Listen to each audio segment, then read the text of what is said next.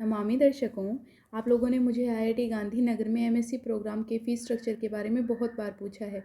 हालांकि official site पर ये सब अवेलेबल है, पर फिर भी आपके कुछ डाउट्स रह गए थे।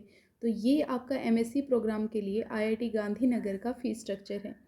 तो अभी सामने जो आप ये फ़ोटो देख रहे हैं, स्क्रीनशॉट देख रहे हैं, ये लास्ट ईयर का है।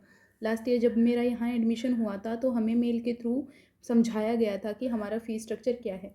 तो ये आपके 4 सेमेस्टर एमएससी आपके एमएससी कोर्स में, यानी 2 ईयर्स में 4 सेमेस्टर होंगे। हर सेमेस्टर में आपको इतना अमाउंट पे करना होता है, यानी अराउंड 56,000 आपको पे करना पड़ता है। अब इसमें कौन कौन सी फ़ी शामिल हैं? इसमें सबसे पहले आती है ट्यूशन फ़ी। वो आपको 10,000 पे करना पड़ेगा। अब ट्यूशन फ़ी में क्या है कि अगर आपकी कैटेगरी एससी, एसटी या पीडब्ल्यूडी है तो आप एक फॉर्म फिल कर सकते हैं। उसके बाद आपकी जो ट्यूशन फ़ी है उसको माफ़ कर दिया जाएगा, आपको ट्यूशन फ़ी पे नहीं करना पड़ेगा। ये फॉर्म नवंबर दिसंबर में निकलते हैं। तो शुरू में तो आपको 56,588 पे करना पड़ेगा सेमेस्टर 1 में। लेकिन जब सेमेस्टर 1 शुरू हो जाएगा और नवंबर दिसंबर में, यानी नवंबर दिसंबर के अराउंड ये इसके फॉर्म निकलेंगे। वो जब आप फॉर्म फिल करेंगे तो आपका नेक्स्ट सेमेस्टर यानी सेकंड सेमेस्टर में आपको जब ये फ़ीस पे करनी पड़ेगी, उसमें से -20,000 रुपीज़ हो जाएंगे। यानी 10,000 आपको यहाँ कम करने थे, 10,000 आपको यहाँ कम करने थे। तो सेकंड सेमेस्टर में जब आपको ये अमाउंट पे करनी पड़ेगी ना, तब आपको इस अमाउंट में से 20,000 लेस करके पे करना पड़ेगा। तो आपको हर सेमेस्टर में यानी ट्यूशन फ़ी यानी 10,000 का कंसेशन मिल जाएगा। तो ये था आपका ट्यूशन फ़ी। प्लस एक और चीज़ मैं बताना भूल गई कि अगर आपके पेरेंट्स की इनकम 2.5 लाख से कम है तो भी आप ये फॉर्म फिल कर सकते हैं, और तो भी आपकी जो ट्यूशन फ़ी है वो कम हो जाएगी। तो अगर आपकी कैटेगरी एससी, एससी या पीडब्ल्यूडी है, या फिर आपके पेरेंट्स की इनकम 2.5 लाख से कम है, तो आपकी ट्यूशन फ़ी नहीं लगेगी। आपको एक फॉर्म फिल करना पड़ेगा और उसके बाद आपकी कोई ट्यूशन फ़ी नहीं लगेगी। तो ये था आपके ट्यूशन फ़ी से रिलेटेड इन्फॉर्मेशन। अब बात करते हैं अदर फ़ी की। तो ये आपकी एकेडमिक फैसिलिटीज़ और सर्विसेज के लिए आपको इतना चार्ज करना पड़ेगा। फिर हॉस्टल सीट के लिए, रेंट के लिए आपको 6,000 देना पड़ेगा। हॉस्टल यूटिलिटीज़ और अमेनिटीज़ के लिए आपको 8,250 देना पड़ेगा। अब बात करते हैं कि इसमें ये फ़ी पे करने के बाद आपको सुविधाएं क्या क्या मिलती हैं। तो हर हॉस्टल में हर फ्लोर पे एक मिनी किचन आपके पास होता है यहाँ पर। तो इसमें क्या क्या मिलेगा आपको, एक फ्रिज आपके पास होता है, इसमें एक वाटर कूलर होता है आपके पास, इसमें एक अवन होता है आपके पास, एक यहाँ पर आपको मिलेगा इंडक्शन, और इसके साथ साथ आपको और सुविधाएं भी मिलेंगी, जैसे एक प्यारा सा हॉस्टल का आंगन लिफ्ट में आने जाने की सुविधा, और बाकी सारी चीज़ें आपको यहाँ पर मिलेंगी।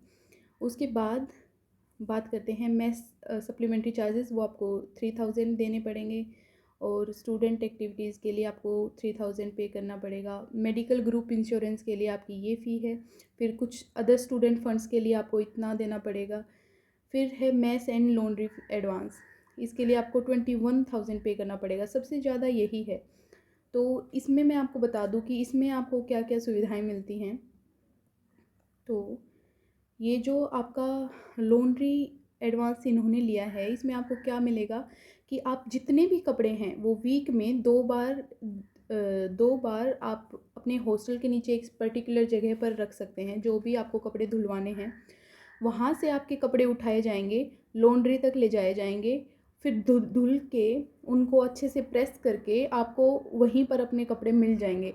तो लॉन्ड्री की सुविधा यहाँ पर बहुत अच्छी है। आपको अपने कपड़े मिलेंगे साफ़ सुथरे, धुले हुए, प्रेस किए हुए, और आपको कोई दिक्कत नहीं होगी यहाँ लॉन्ड्री से रिलेटेड। उसके सिवा यहाँ पर कुछ वॉशिंग मशीन्स रखी हुई हैं, जहाँ पर आप कुछ अमाउंट पे करके खुद से भी कपड़े धो सकते हैं। जैसे आपको 36 रुपीज़ पे करने पड़ेंगे, प्लस आपको डिटर्जेंट अपना खुद का लेके आना पड़ेगा, खुद का डिटर्जेंट यूज़ करके, और 36 रुपीज़ पे करके आप अपने कपड़े खुद भी धो सकते हैं। यहाँ पर वॉशिंग मशीन्स रखी हुई हैं। उसके अतिरिक्त आपको यहाँ पर फ्री में आयरन करने को मिल जाएगा। यहाँ पर आप जाकर स्टूडेंट लाउंज में अपने कपड़े प्रेस कर सकते हैं। उसके बाद मेस में बात की जाए तो आपको 4 टाइम खाना मिलेगा, 4 टाइम्स ए डे। सुबह आपको ब्रेकफ़ास्ट मिलेगा, फिर आपके लिए अच्छा-अच्छा लज़ीज़ खाना तैयार किया जाएगा लंच के टाइम। उसके बाद आपको स्नैक्स मिलेंगे, फिर आपका डिनर होगा।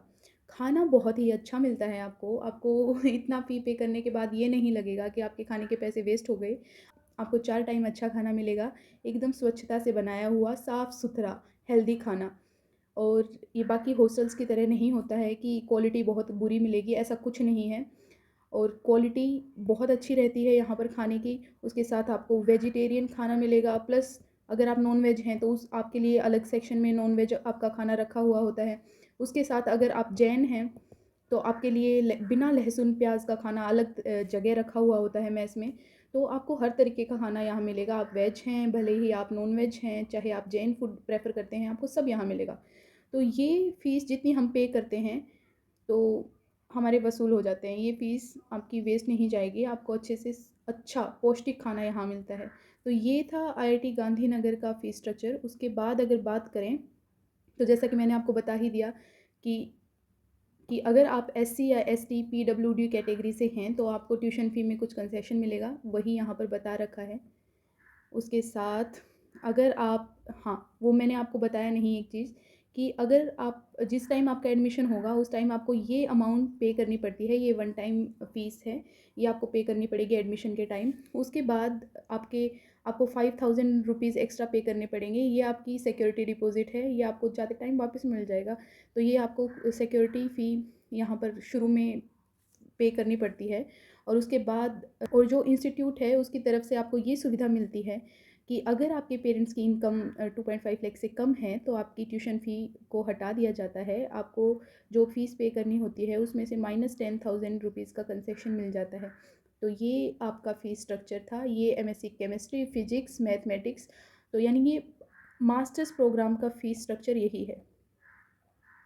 तो ये आपका फ़ीस स्ट्रक्चर है। अगर अब भी आपका कोई डाउट हो, आपका मेस से रिलेटेड कोई डाउट हो, आपका हॉस्टल से रिलेटेड कोई डाउट हो, हॉस्टल में आपके रूम्स कैसे होंगे उससे रिलेटेड कोई डाउट हो, या और भी किसी तरीके का डाउट हो आईआईटी गांधीनगर को सिलेक्ट करने से पहले, तो आप इस वीडियो के कमेंट सेक्शन में मुझे बता सकते हैं। मैं कोशिश करूँगी कि हर टॉपिक को लेकर मैं आपके डाउट क्लियर कर पाऊँ। धन्यवाद।